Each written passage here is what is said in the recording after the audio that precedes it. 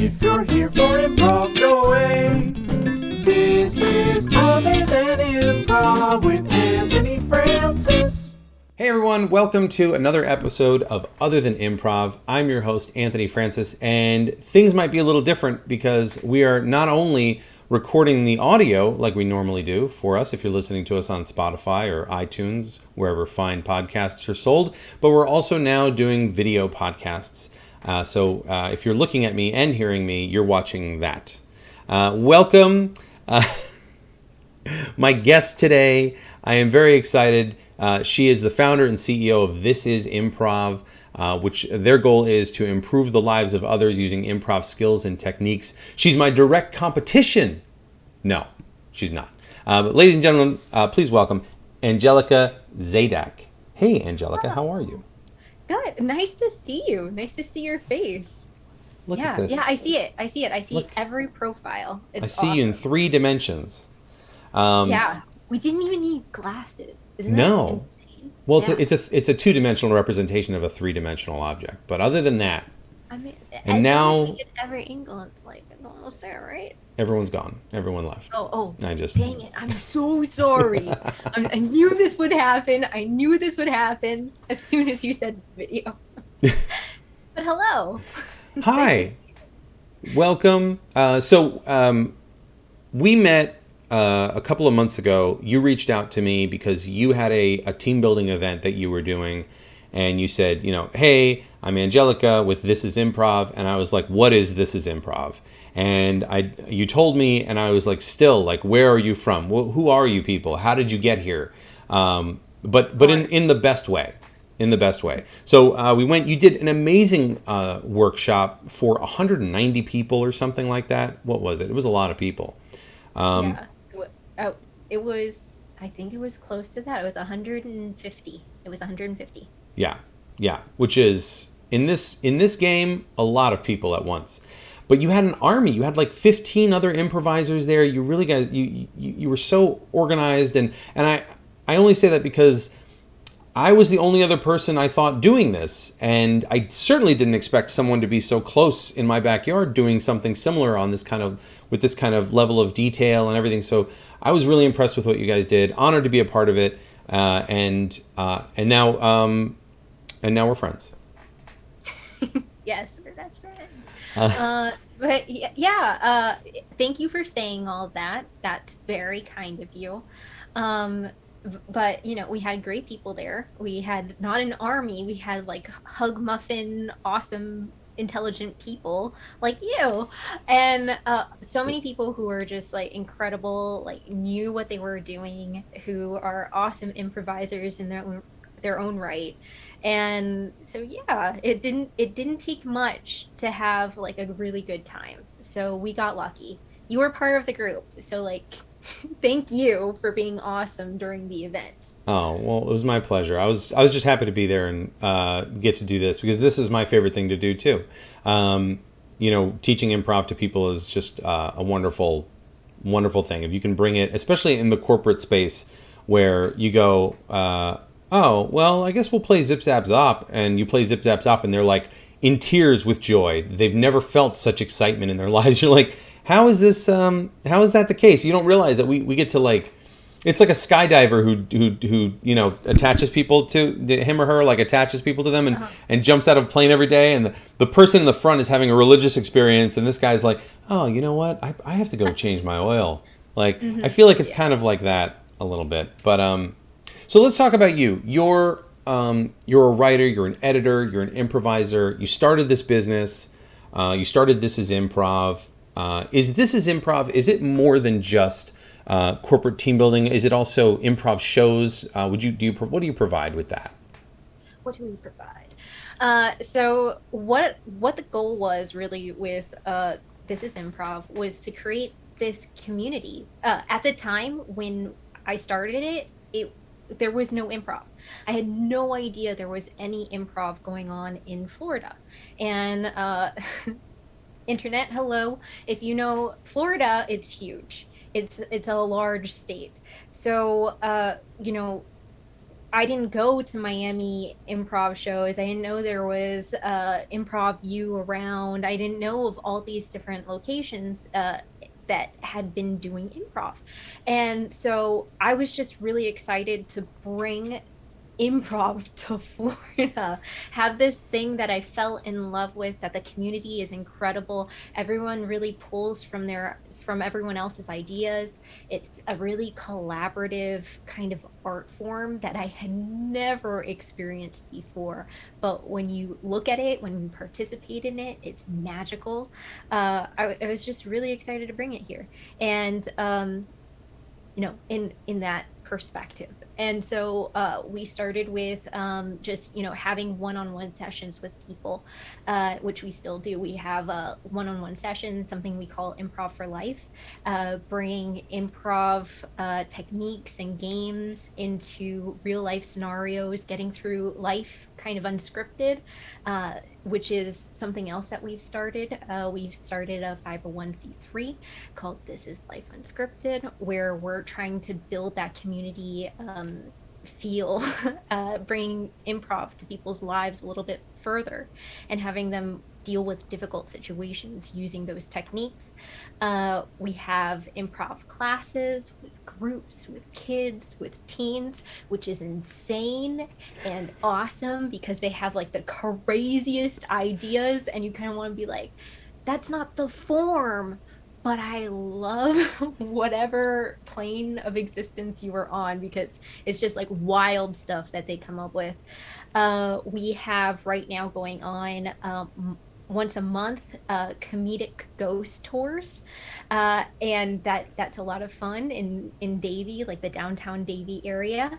And then we have more shows and fun things in store for 2022. That's So that's great. Yeah, I think about the kids I taught. I haven't taught a lot of kids classes, but I remember teaching a kids class, and one of the girls said, "I want to be an inchworm," and I was like, "Sure, like that's totally fine." Like it was a scene about like a mad scientist, and she's like, "I want to be an inchworm in this scene." I was like, "Okay, that's great. That's a great choice. I need to listen to you more. I need to be right. more like this child." And then the haunted ghost tours. That's such a wonderful, wonderful idea. What a fun thing to do on a Friday or Saturday night, go out and do like a haunted ghost tour. That's fantastic. All the way and that's in Davie. I said all the way down in Davie. Sorry, I apologize. That's the It feels that way. That's the thing. It feels that way. It's like, oh, it's this whatever hour-long drive, half an hour. Why go on the drive? But it's no. worth it. Davie's great. Davie is really great. So that's wonderful. So you put all this together. You didn't know about improv because we don't do a very good job of advertising, I don't think. But You you do weren't. great. You do great. I You love just didn't know. all You're the like, there's no improv here. Instagram, What's the that? YouTube. I found your YouTube, the Instagram, YouTube, newsletter. Awesome. Awesome Oh, advertisement on your part. Love well, it. thank you. That's mostly Marissa, my wife. I create the content and she knows what to do with it. And I don't. I'm pretty rough with that. I'm like, just put me on stage. Let me do the improv stuff. Let me teach. But she helps me out with that stuff. But that's great. Well, I'm so glad. Improv.com. It's awesome. Yeah. All right. So you did that. You've got a lot of like your degrees. You're a master. You got a master of arts in composition, rhetoric, digital media. What's your passion? What do you look to do? So on the track of the degree, I have my awesome faculty to thank for everything there. So Kevin Dvorak, Melissa Bianchi, and Juliet Kitchens. Awesome mentors there. And something that they really helped me with was finding a way to direct that field into what I'm really interested in. I don't have to go on a path that's already been created. I can kind of forge my own path. And along with that, they've all been really supportive of improv as well. So a lot of my research, to sound, high and mighty, snooty, the research The research I you've conducted, yes. Yes. It all has to do with improv, how improv has to do with composition, having improv be something that we can perform digitally. How do these different fields and different methodologies work together so that everyone has access to this cool thing? How do we collaborate in the research field in the same way we perform research, or we perform collaboration in the improv world? Why does it have to be separate? Why do we have to be separate? We're different people, there's introverts, extroverts, whatever. But it's a possibility. This is something that we can bring in, and we can have the best of both worlds, for lack of a better term, by conducting this research that really isn't out there. It's not existent. But when you have, like what you said, having people who have never experienced improv before in or as a supplement to what they're used to doing, it's kind of crazy to see where their minds go, the smiles, the way their eyes light up, which kind of really drives me to keep doing what I do. That little sparkle of like, whoa, this is cool, this is new. So that's what I was doing there. That's what that degree is. It's a lot more research and nerding out about improv and how to implement improv in new ways. So when did you first start doing improv? What was your first introduction to improv? I think I think it's the same introduction a lot of us had, where it was like rehearsal for some theatrical show, and having it be kind of a fail safe, like if you forgot your lines. If our example, our specific example, is there was a Beauty and the Beast show, and the set apparently fell on Beauty, and she continued with her lines and improvised why the set had fallen. And that was our example of why improv is very important. That's great. Yeah, the justification power, I think. The fact that we can justify pretty much anything, and just kind of roll with it. That's great. So was this in middle school, high school, college? It was, I had the first improv exercises like middle school, late middle school, high school. Oh, that's great. I did not get into improv until I was a little older. So that's awesome that you got to do it at, start out at such a young age. I don't know if I would have been good at improv, or even been able to accept. I don't want to say good. I want to say I don't know if I would have been able to accept improv at a younger age. I think it worked best when I was 28. I was ready. I was ready for it then, I think. I think like intellectually, it's like, yes, I get the techniques now. At a younger age, I do feel like, oh, I didn't care as much. I had less ego back then. I was scared. I was shy. It helped me get out of that. But, you don't have all this, I'm an adult now. This is my set strategy for dealing with social situations, or this is how an improv show is supposed to work. It was like, oh, I'm playing a game. This is the fun part of theater. Let's just mess around. So there's pros and cons. You had it down. You have the technique, the intellectual stuff down, which is pretty cool. Yeah, sure. Yes. Yes, I do. Got it all figured out. No, but I appreciate it. Thank you. So you do improv with your sister Alex, and does Alex also do? She helps you run. Does she help you run This Is Improv, or is that all you? I know. I met her, and I met your mom helps out a little bit, but I'm not sure how much people participate. If it's a family business or.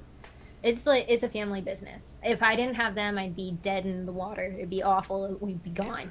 They're awesome. Same here. Hi. Alexandra, hi, Mama. Thank you for everything. I need you. Please don't leave me. Aw, yeah. Yeah. All right. So you're talking. Let's go back to that. Let's go back to what you're talking about with using improv in other areas. Are we talking like the process of improv, or are we talking about games and activities that that really teach the lesson of improv? I guess maybe, do you have like a concrete example of especially with your nonprofit too, where you're kind of helping people get through life situations? So what is one example of using improv to make that happen? So there are different things that you can do, like theoretically. If you want to take us through like a role playing exercise, let's go through this difficult situation in your life. which is also kind of a therapeutic method. And role play, how do we deal with the situation differently? How can we play through the situation, deal with the failures, and roll with it, not worry about that high intensity situation in the moment? Like, let's say I was dealing with teenagers and it's like that teenage girl stuff, I'm worried about what the other group says. And so how do I take away that self-conscious feeling of talking to these girls or having people pick on me? And we can walk through that technique multiple times, go through the failures, what works, what doesn't work, what feels good, what's fun for you to walk through in that life scenario, what are you comfortable taking away from that. Oh, From the okay. game perspective, if you look at, we're huge on Viola Spolin, so she she prescribed games. That was her thing. It was like I prescribe games for different things that actors need to work on, whether it be ensemble work or working with the environment, whatever it is. She had a prescription. So when we work with corporations, when we work with individuals, we almost prescribe in the same way. And also deal with like a focus of the game, right? So that different improv games have different focuses. You can hit a focus to like activate that part of your acting mind, whatever. Sure. The So game we'll teaches work. the lesson, so the student isn't so much learning, they're rediscovering something they already know by playing a game that intuitively teaches them, but also isn't really teaching them. It's just kind of having them do the thing that is almost encoded in them. It's not, there's no thought involved in it. The It's just like, intuition. you do it. Yeah. This is natural. Okay. Very cool. Yeah. Yeah. Viola's philosophy is just incredible. If any of the viewers, listeners, has not read her philosophy section, just skipped over to the games, they're also incredible. They're wonderful. Her philosophy is absolutely incredible. Go read. Anthony just like spoke, hit that nail on the head. And it's just incredible to see some of the things that people realized once they play through a game and they had this big question and actually going through the motions. They, like you said, they answer their own question. They're able to get through the scenario, or they're able to attach kind of a tool or add a tool to their tool belt to attack a new situation or fix a situation that was troubling them before. So yeah. I am jumping up and down right now, figuratively. And if you're listening to this and not watching it, sure, literally. But I am. Wow, you're going so high. I'm. Oh Calm wow! down. There's a ceiling up there. Ow! Ow! Oh, Thank oh. you. I'm back. The fact that you are even interested in Viola Spolin is just so great to hear, because I feel like improv, and now we're getting out of the performance side of improv and we're getting into the philosophical side of improv, and that ancient door that has been closed for so long. And I say that because that Viola Spolin, she brought her philosophies to these monks, and the monks said, "You're opening an ancient door." And that's how I felt when I did improv. I go, this isn't just performance stuff. There's real philosophy behind this. This isn't just what we do on stage. If we can do this in our lives, for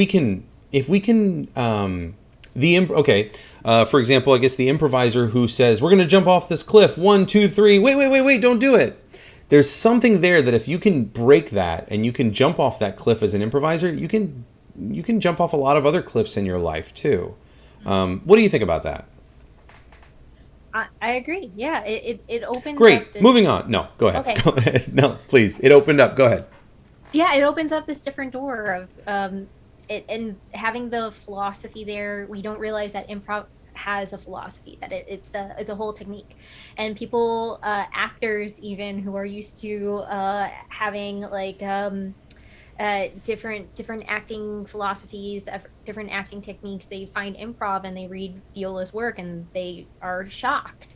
And at least using it for research as well, it's like, oh, this is something that makes it concrete, this makes it solid, and it's something that we can use. It's not just like fun and games, which it is a lot of fun, and it is so many games, and we have so much joy doing it. But it's so much more too, and it makes it feel like so fulfilling to have this thing, this philosophy, this ancient door opened, and be able to say, I'm okay jumping. Let's give it a go. Let's try it. Your you said you're running a nonprofit for this. You're looking to help people with improv. Why are you doing this? Why don't you just do improv, collect your check, and go home? Why are you out here trying to save people? Dude, because, well, like, it's something that I wanted when I was a kid, you know? I wish that once I found improv, I wish that this was a thing that was available to me. And it never felt available to me in that way. And uh, I want there to be some place where people do feel safe, where people feel like they can be nuts and go crazy and just be themselves. And Why? improv can, Why though? why? Yeah. Because it's so important for people to be able to feel like they can accomplish something. Like they don't have to fit the status quo.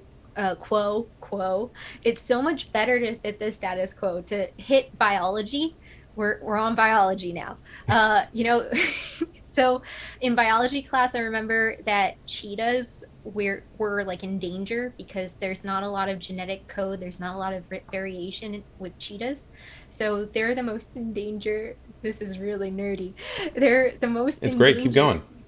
if like a huge life calamity happened, because they don't have enough room for mutation in their genes.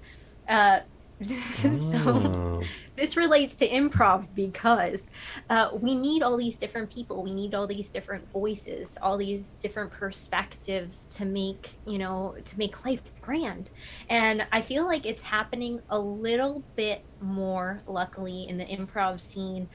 More voices are being heard, there's more buzzword diversity. So that's great because we need that. We need to see all of the perspectives. At improv's core, we had, you know, like it was a demographic, but you know, it was one demographic's opinion, but it was an opinion from not the people making the decisions, people who aren't in charge. They're giving their perspective, their commentary. I'm talking about Paul Sills, on what's going on in his town, in his city.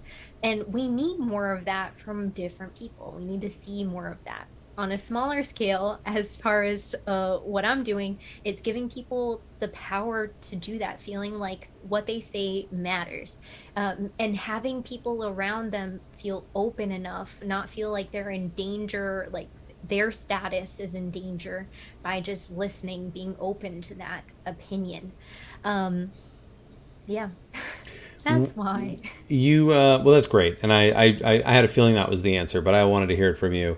Thank you. But I always wonder, you know, yeah, like why do we do this? I say it to myself too, like why don't we just collect our check and go home? No, because we got this. This is really important. The more people know about this and can do it, the better off we'll all be.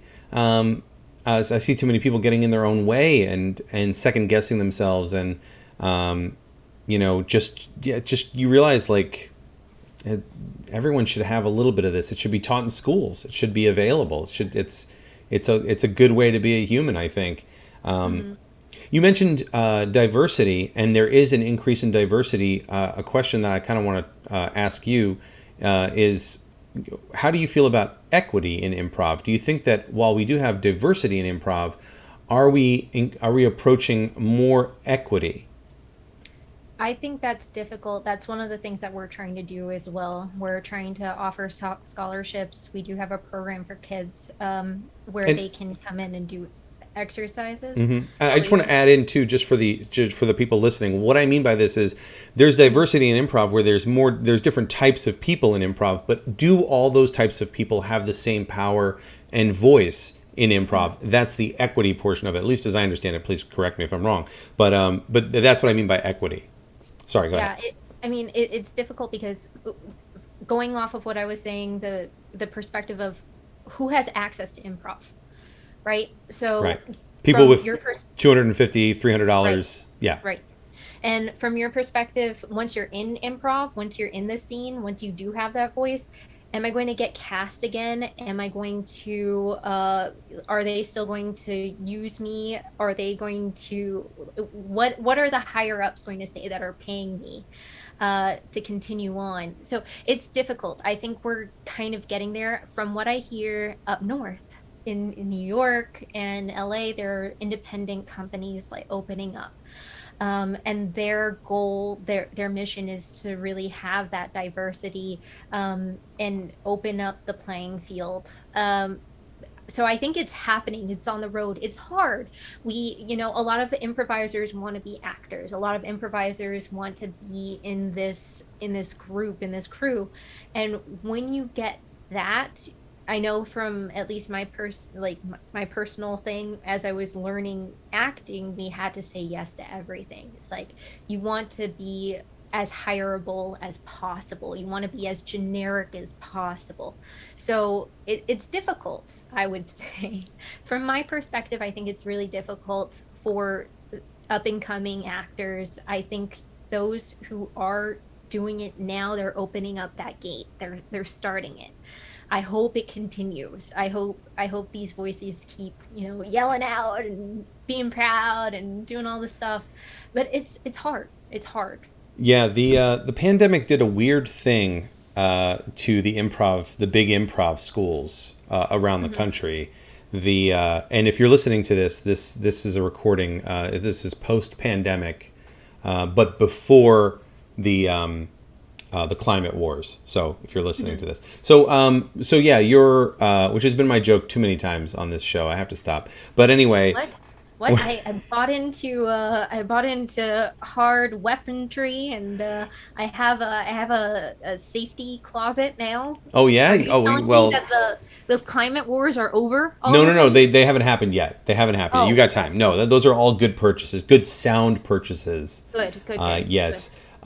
Because they're coming. The climate wars are coming. All I need are the canned food items. That's all I'm missing. That's it. You really should have gotten those first. I would say canned foods first, weapons second. I don't know. I've never been in I've never been in a big apocalypse. I've just been in this slow burn apocalypse over the last 10 years. What is it? The cyberpunk images, and a lot of them have accompanying weapons. So I thought that was the most Yeah. Oh, is that what you did? thing. Chopped off your arm and put a cannon on there? Is that? I mean, I wasn't going to reveal it here, but Do it. We're on video. Oh wow! Look at that. It's amazing. So I forgot my point. But anyway, the pandemic. the pandemic did a lot of things to. We'll the edit bigger this all out. improv companies. We'll. Yeah. Yeah, the bigger improv companies, and because of that, I think you have all these smaller independent groups that are starting to pop up. There's room for them, and I think we're going to see a much bigger change. I think this is kind of an evolutionary change. Like this is kind of like killing the dinosaurs. What new creatures are going to come out of the water now that we're here? I'm going to end the analogy there, but like that's. And there's hope. I think it's a hopeful thing. I think there's a lot of great things that are coming out of this. There's a really long. I was reading this last night on the Improv subreddit on Reddit that people are like, what's the future going to hold for improv, and what the pandemic did. Really, obviously, nobody wanted it. Nobody wanted to take 2 years off of live performances, but what we get out of it, should be kind of interesting. What do you think about that? Yeah, I mean, short answer, for once, we don't know, but yes, it could be something fantastic. We just have to wait and see. And change is uncertain, but that's why we got into this in the first place. We're okay with the uncertainty, so why not, just thrive in it? Where is there a place? I want to get back to this using improv in our daily lives. Where is there a place you see us using improv in our daily lives? Oh my gosh, everywhere. So everywhere. Every time we utter this is improv. Hey. Currently improvising.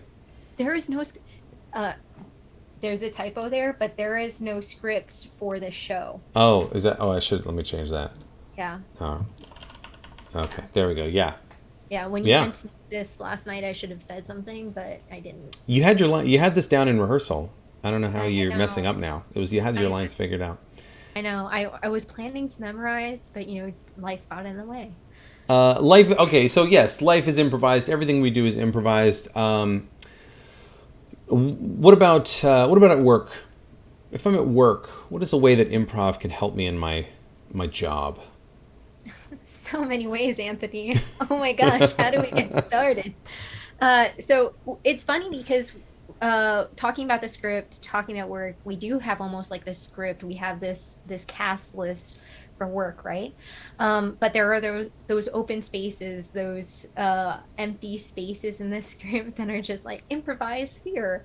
And we get these in meetings when meetings are the best example of improv. Everyone knows this who's looked into improv for work. It's always been Uh, bad improv. The meetings I've been in have been bad improv. A lot of no.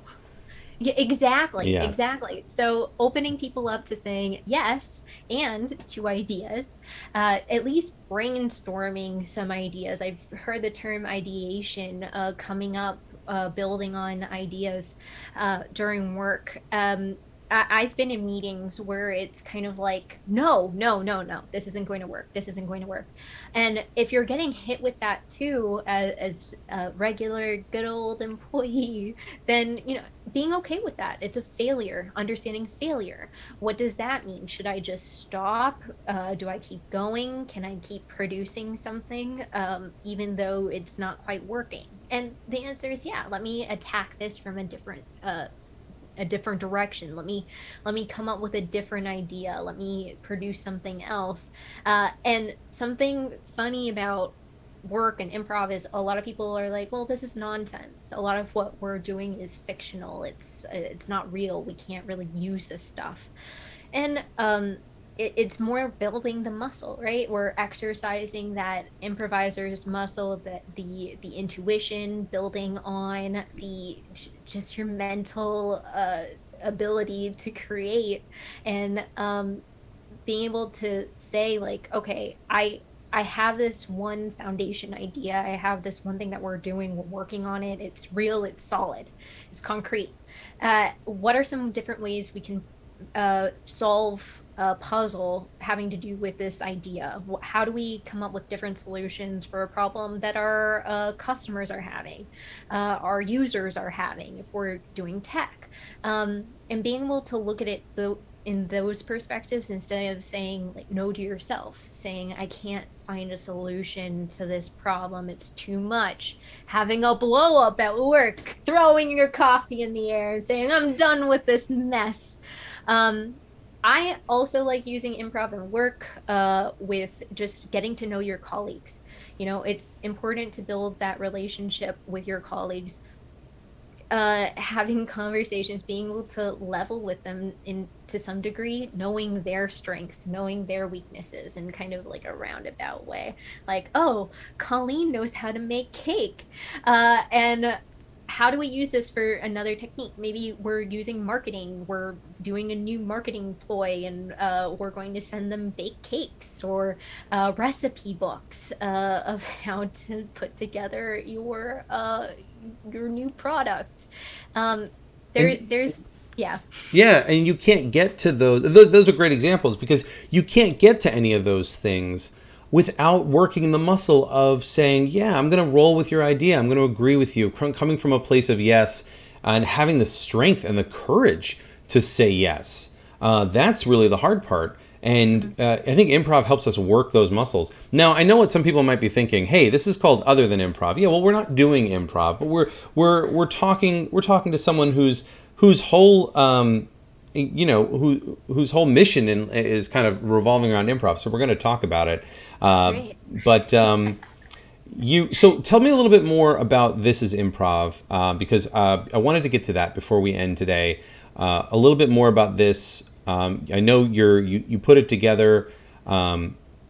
Where do you see This Is Improv going? What are your hopes in the future for this company? Before I answer this question, I just want to let you know that I'm a little disappointed. I was about to talk about My Little Pony. I was about Oh, to talk about all this stuff. I'm like, wait, oh whoa, yeah, stop. What's on your desk? rubber Yeah. duckies, all this fun stuff. And I'm it's like, what is there about me that's not improv related? Yeah, what is Uh, it? Even your pillow behind you is an ampersand. Like, yeah, what are we yeah. what are we I was studying so hard, Anthony. I was studying so hard about my other interests. What's going on here? any sports you're into?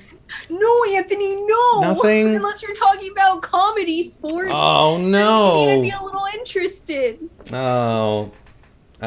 Do you what other hobbies? Any other hobbies other than improv? When you're not do you ever what do you do to get away from it all? Anthony, I just say yes, and I let it take me where it needs to go. Yep, yep, Hey, yep. do you wanna watch a movie today? Yes, Yes. and we should watch the new Marvel movies, right? That's all, Anthony. That's it. That's all I live on. The people will never know. It's tough. It's tough. It's tough. It consumes our lives. Would you say there's a difference between an actor that does improv and an improviser? Uh, yeah, yeah. Yeah, we're kind of. I feel like I'm an improviser. I'm not. I mean, I'm an actor, but I'm an improviser who does acting. I'm too deep in this hobby. It's weird. Do you feel that way?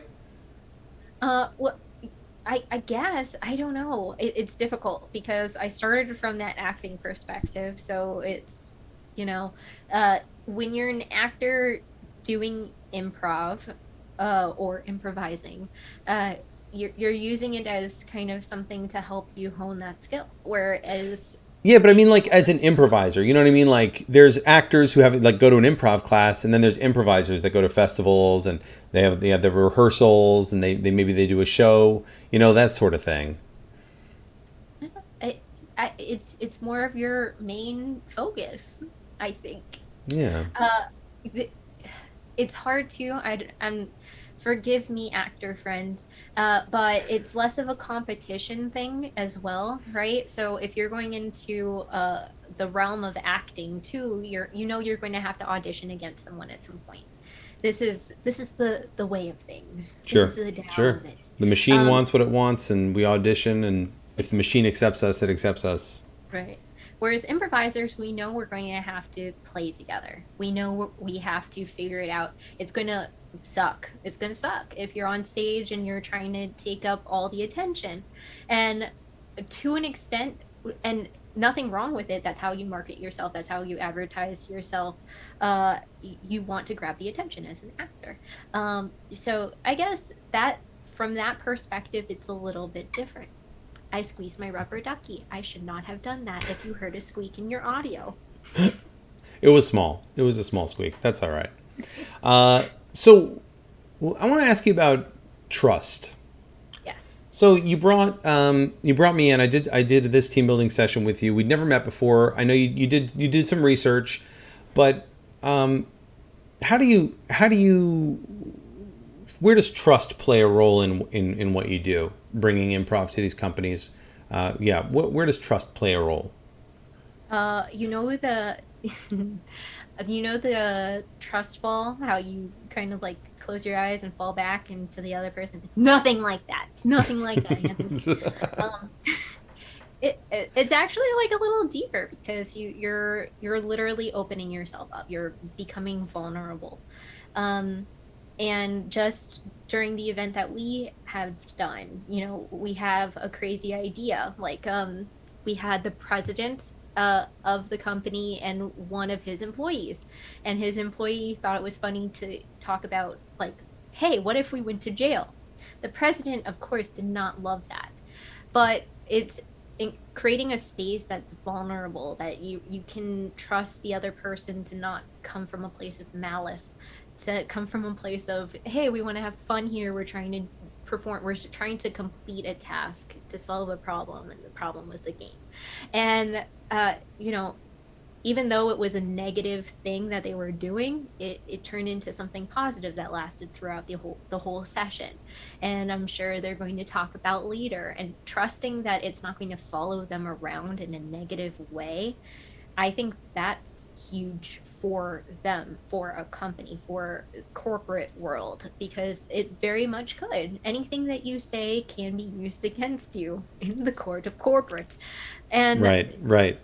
to be able to let loose, to say what's the first thing that comes to your mind, what is laying on that surface of your intuition, that takes a lot of trust. So them coming in there feeling like they can open up that way, that's pretty big.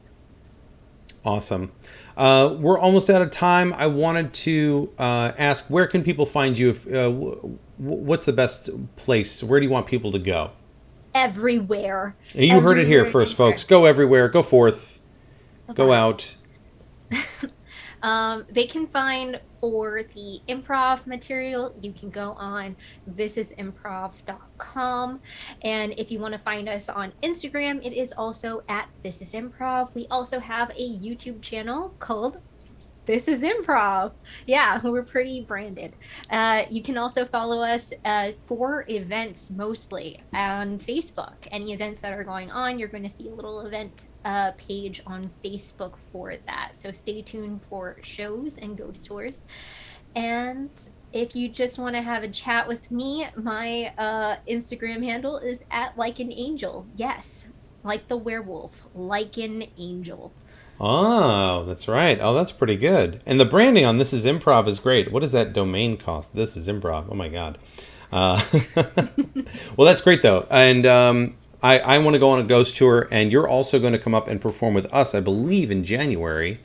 So you're gonna have to wait for the rest of the year for that to happen. Yeah, it's a long time, but it's a long time. we're willing to wait. Yeah.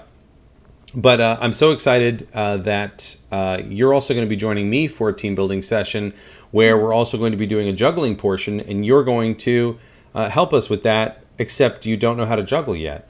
Hey, remember when you talked about that cliff? Yeah, I'm jumping off it with you. you're doing it. Yeah, I'm so glad. So that's wonderful. Thank you so much for being here. Thanks for just getting to. I'm glad we get to nerd out a little bit about improv. A whole lot. Yeah, and the philosophy of it too, which is so important. So, Angelica Zadak, everybody. Angelica, thank you so much. And everyone, thanks for listening and watching now. Here we are.